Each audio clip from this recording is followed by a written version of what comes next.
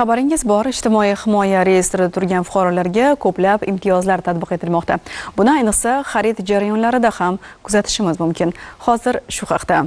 Iste'molchilar chakana savdo obyektlarida ayrim tovarlarni sotib olganda xarid summasidan 1% miqdordagi cashback qaytarilishidan xabaringiz bor. Ijtimoiy himoya yagona reyestriga kiritilganlar 12% miqdorda qaytarib olishi mumkin. Bunda xarid qilingan tovarlarning qo'shilgan qiymat solig'i qaytariladigan mahsulotlar ro'yxatiga kiritilganligi hisobga olinadi. Jumladan 9 turdagi mahsulot uchun bu imtiyoz amal qiladi. Ya'ni go'sht mahsulotlari, tuxum, o'simlik yog'i, un, shakar, dori vositalari sotib olganda va tibbiy xizmatdan foydalanganda 12% ijtimoiy cashback qaytarib olishi mumkin. Ma'lumotlarga ko'ra, joriy yilning birinchi choragida kam ta'minlangan oilalarga 19 milliard so'mdan ortiq ijtimoiy cashback to'lab berilgan. Bunda Toshkent viloyatida 1,8 milliard so'm, Samarqand viloyatida 2,2 milliard so'm mablag' cashback sifatida qaytarilgan. Toshkent shahri esa 5,4 milliard so'm bilan eng ko'p cashback qaytargan hudud sifatida qayd etilgan. 3 oyda 168 mingdan ortiq fuqarolarimizga 19 milliard so'mdan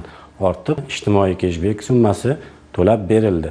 Bu bilan mamlakatimizda haqiqatda ijtimoiy himoyaga muhtoj bo'lgan fuqarolarimizni keng jabhada qo'llab-quvvatlash, ularga ko'maklashish, ya'ni o'sha amalga oshirilgan xaridlari uchun soliq yukini kamaytirish, ya'ni to'lagan soliqlarini qaytarib bergan holatda mahsulotlar sotib olishga birmuncha zamin hisoblanadi. Eslatib o'tamiz, cashback summasini chek ro'yxatdan o'tkazilgan oydan keyingi oyning 25-sanasidan so'ng soliq mobil ilovasi orqali qaytarib olish mumkin.